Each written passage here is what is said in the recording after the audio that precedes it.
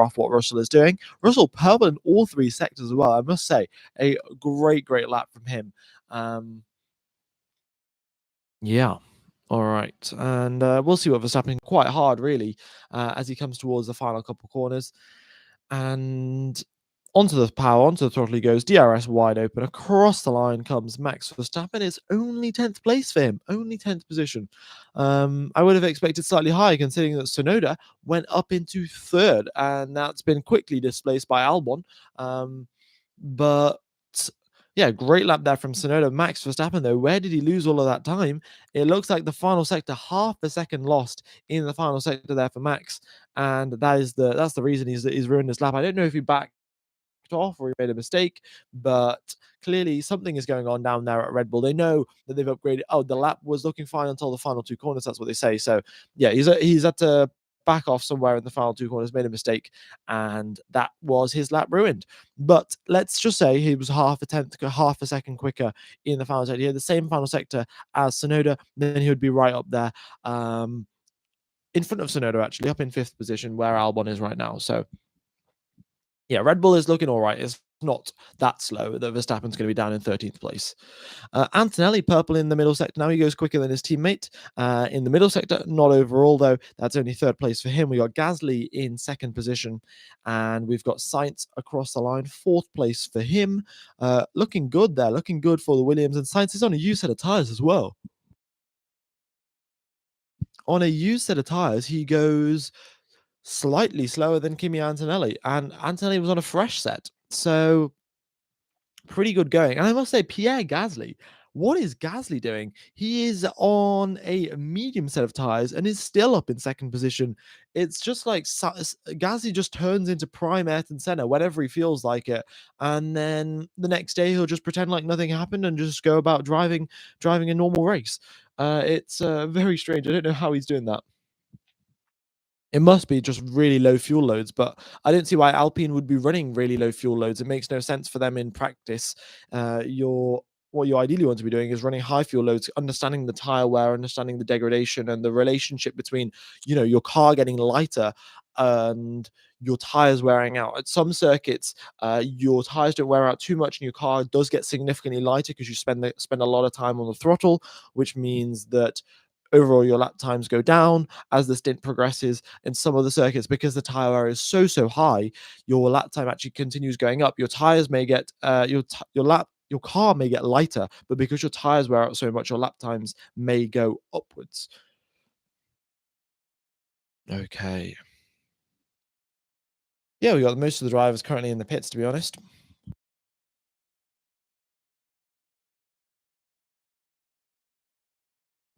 What time is FP2? So FP2 will be starting in so whatever time it is now for you in the world, FP2 will be starting in 3 hours time, I think. Yeah, 3 hours, and that is when FP2 will be underway.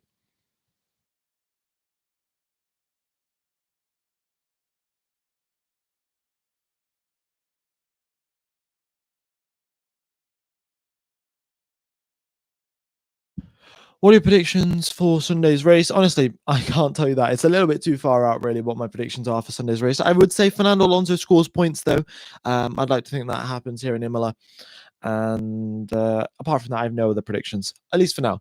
Ask me once we get to quali, and I'll definitely have some more. All right. Also, folks, if you haven't hit the like button, be sure to do so. It does help out the channel, keeps us on our way to 200k. And if you haven't hit the subscribe button as well, that would very much be appreciated.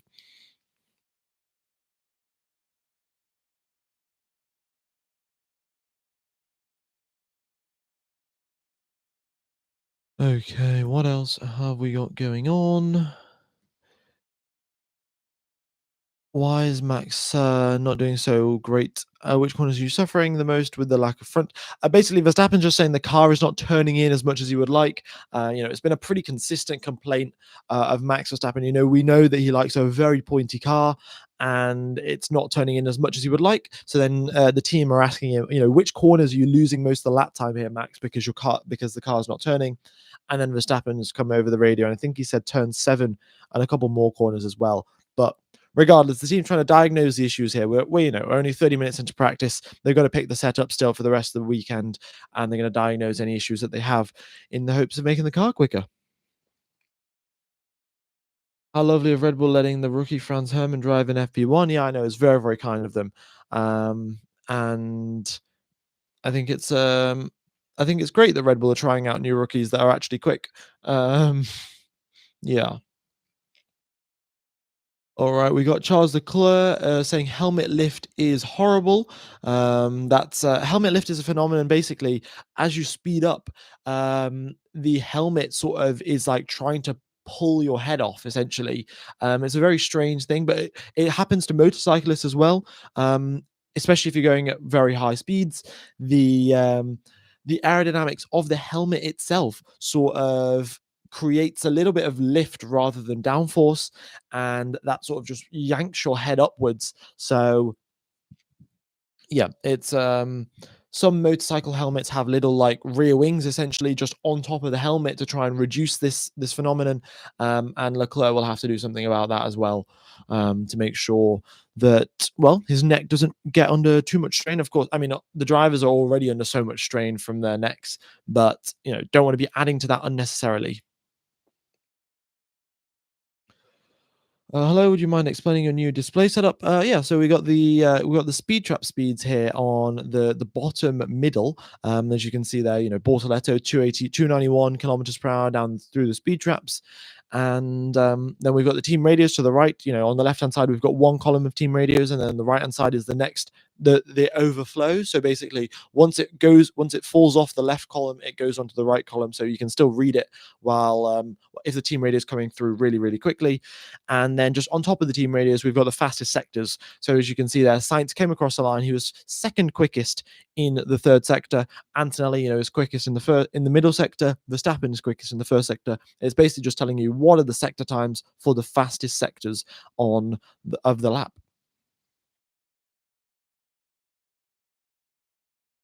Okay.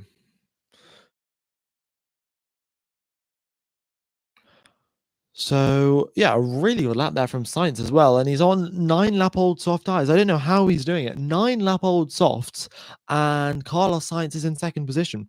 Sensational, really sensational performance from him.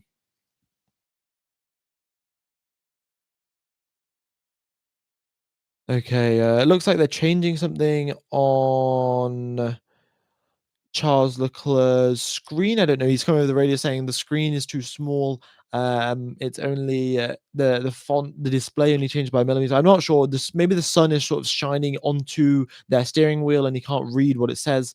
But yeah, clearly some issues there for Charles Leclerc, and they'll get them resolved. Hamilton missing the penultimate chicane of turn number 14 and 15, and he ended up going all over the grass. But these mistakes are to be expected. It is practice. The drivers are getting used to the car, finding the limit of grip.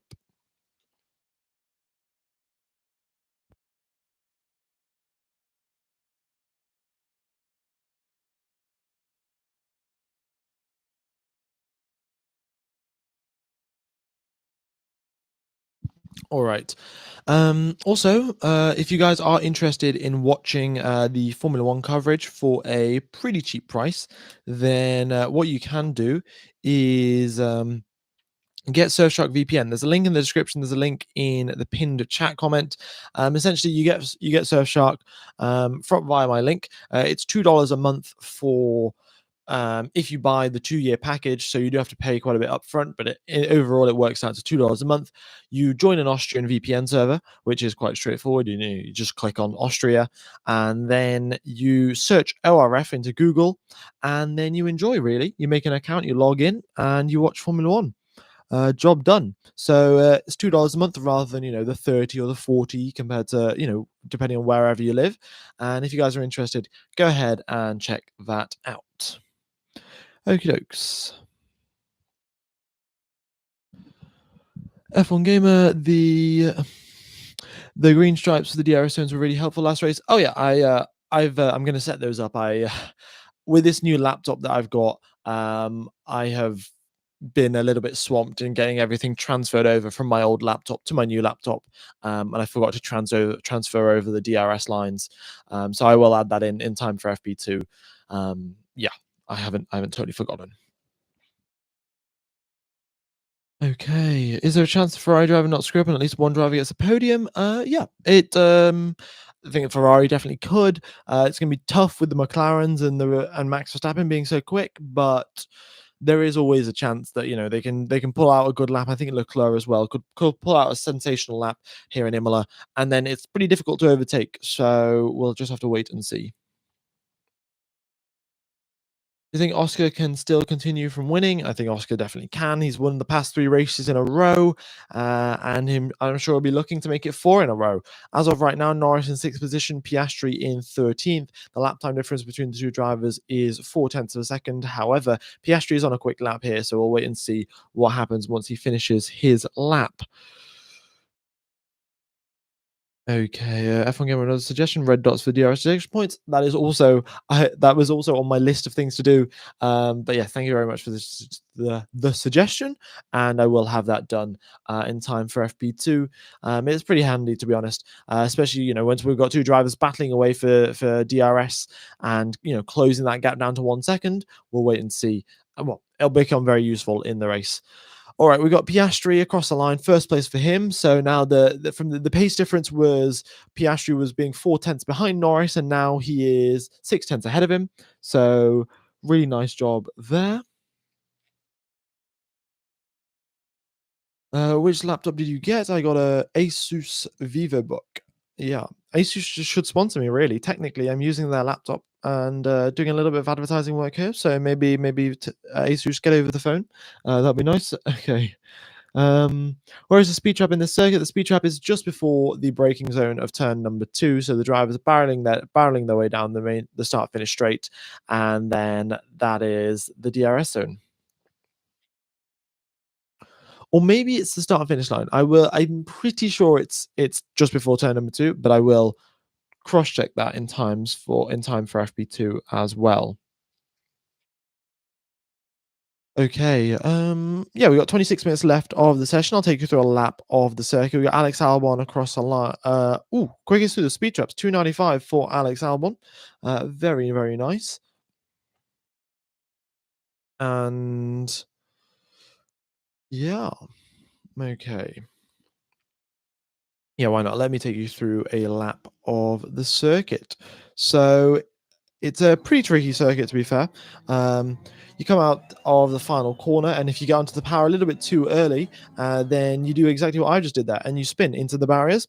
Nobody has spun just yet. We've had a couple of lockups, a couple of drivers going straight on at the chicane. In fact, Hamilton just at the chicane, the car drove through there. Hamilton locked up and went straight on. But yeah, once we get close to quali and the drivers start doing qualifying simulations, we will see these mistakes start to creep in. And then you head towards the start finish straight with DRS open, and well, as you can see, speeds reaching 310 kilometers per hour, 320 with the DRS finally open to right as you come across the line. Then this first chicane, very, very tricky. So you brake, and then, well, obviously you brake. I don't know what. But anyway, let's just move on from the first chicane. You make your way towards the hairpin here. You want to get a very good exit of here because you've got a long straight and a long run up the hill as well. So traction very key. Then you make your way up towards the hill. The next corner, you've got track limits to be wary of. FIA do monitor track limits here on the exit, and it's very easy just to slip wide. Now towards Aqua Minerale, you're braking and turning at the same time. So you're turning, braking, hopefully in a straight line. Otherwise, you are going to lock up. Then all over the exit curb just to maximize lap time. Then as you now go towards this chicane, this is where Hamilton went straight on over the grass, but drive over those curbs because it does gain you lap time. Then you head down the hill now towards the penultimate two corners. This is where Max Verstappen lost around half a second just because his tires were overheating a little bit too much, and then you make a mistake. And yeah, very, very easy to make a mistake here, but fourth gear on the exit and open that DRS, shift up into 7th and 8th. Across the line you go, and that is a lap of the Imola Grand Prix circuit. What is Gasly doing? Yeah, I don't know what Gasly is doing, but some sensational performances in an Alpine, mind I point out. Alpine pretty much a tractor. And sort of, if you look at it, Alpine is sort of having a huge recovery arc, not as big as McLaren did back in 2024 and 2023, but a very big recovery for Alpine. And we'll wait and see what Colapinto can do. But Gasly, I would say, has been the forefront of that. He's been directing the car development. He's been saying, this is where the car is slow. This is where we need to improve performance. And then we'll get quicker. And the car has been doing that. The teams have been doing that.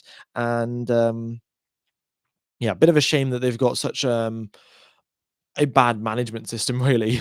Alonso across the line, 12th place for him, and Russell did 12 laps on his softs. Are they the softest softs? Indeed, they are. They are the C6s, the new tires from Pirelli, which the teams have never driven on before. So those are the tires that are currently being used in the session, and yeah, the driver's doing a lot of laps on those just to get a feel for them, see what they can do, how quickly they wear out, how quickly they overheat, and things like that. And yeah, okay. But Gasly, sorry, not Gasly, sorry, Piastri again, purple in the first sector. In fact, look at that. Piastri and Hamilton, identical lap times in the first sector, 24.276. Piastri does it and Hamilton does it. Very nice. And here comes Piastri now. Across the line he goes. It is still first place for him. And in fact, his previous lap, his second lap on the same set of tires is 3/10 slower. So that's around sort of degradation that we're going to expect from the soft tires. One hot lap, so one like properly full send hot lap, will set you back 3/10 per lap of tire performance. So yeah, the soft tires do wear out very, very quickly. Hamilton, though, across the line on a fresh set of tires, and it's a 16.6 for him, and he goes a tenth back from Piastri. Still, lap times are too tumble. The quickest laps from last year are 1:14.1, and now we're still up in the 1:16 range. Norris across the line, second place for him. He's 32 milliseconds back from his teammate. But this was on a used set of tires, so technically, if he was on a fresh set, then maybe he would have been slightly quicker. Who knows? Piastri is a new upcoming champion. I think that is a very accurate description of what's happening with with Oscar Piastri. He's been just giving consistent after consistent performances, and I think I can't remember the list exactly off the top of my head, but there's only 3 drivers I think that have won 3 races in a row with McLaren. I think that's Alan Prost, Mika Hakkinen, and someone else. I forgot who that is. But Piastri has joined that club of winning 3 races in a row with the McLaren team. So yeah, Piastri is doing brilliantly.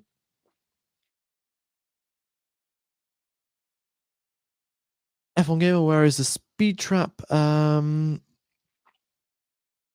Let's see. I will try and figure out exactly where the speed trap is. Just give me a second here. It's a little bit difficult with all the commentary going on as well. Oh, Senna. Okay, Senna as well then. That makes sense. I don't know how I forgot Ayrton Senna. It wasn't Lewis actually. Lewis never won 3 races in a row with McLaren, just purely because his teammate was Fernando Alonso. And if McLaren was quick enough to win a race, then it was never going to be Lewis was quicker than Alonso 3 races in a row. And yeah, that's why. That's why Hamilton doesn't have that record. But yeah, Senna. Does Red Bull? Is this the upgraded Red Bull? It is the upgraded Red Bull. Um, every team apart from Williams and Stake F1 have brought upgrades today. All right.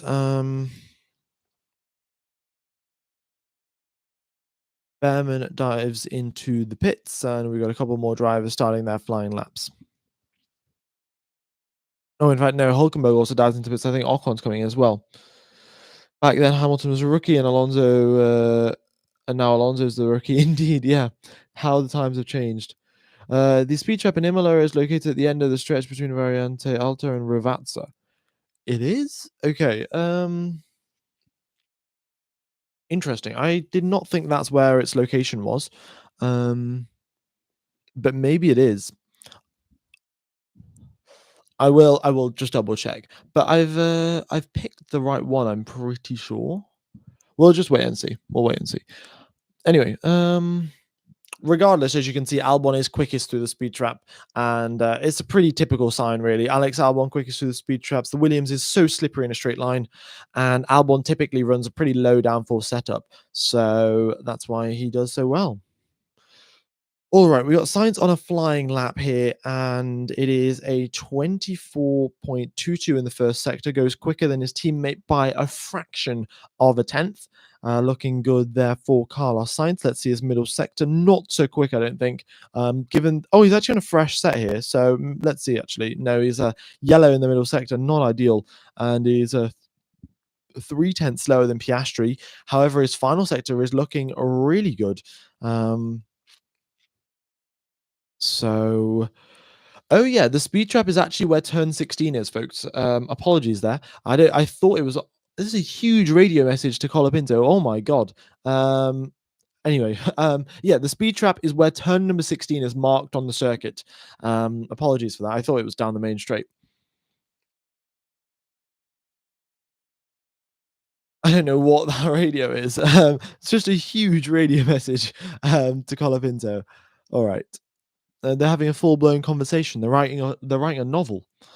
All right, got 7,000 people tuned into the live stream. That is fantastic. I think that might actually be a record for practice sessions. I haven't done that many practice sessions, but it's looking like it might be a record for the number of people tuned in, which is fantastic, folks. Thanks everyone for tuning in. And Yuki Tsunoda here is suffering from a little bit of traffic, and honestly, at Imola, it's such a narrow circuit. It is it's fairly short as well. It's not one of the longer ones, and because of that, we end up having quite a bit of traffic issues. Narrow circuit, not much space to go, and then drivers end up getting blocked. Nico Hulkenberg blocked by one of the Ferrari drivers again, and he's coming over the radio to complain. It's dangerous what he's doing. Going up the hill is Hamilton, and yeah, Hamilton blocks Hamilton, and then Leclerc blocked. Oh no, not Hamilton. Hamilton blocks Hulkenberg. Leclerc blocked Alonso. It's typical Ferrari engineer stuff, just not telling your drivers when there's other drivers on the way. Colapinto, I think that's Colapinto, isn't it? Yeah, coming out of turn number 6, all over the curb. So just currently where Stroll's approaching right now.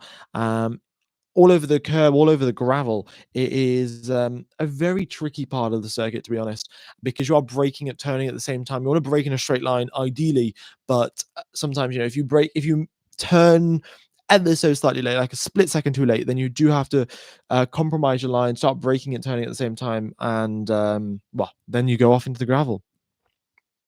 Hamilton purple in the first sector. It's on a used set of tyres as well. Russell as well, 15 lap old softs. I don't think that's when he did his quick lap. But regardless, really, really quick from George Russell.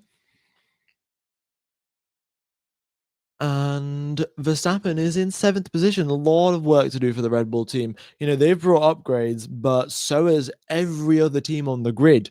So, your car could theoretically be a tenth of a second quicker, 2/10 of a second quicker. But if every other car is 2/10 of a second quicker, it literally doesn't matter because you're still in the same position on the grid as you were the weekend before.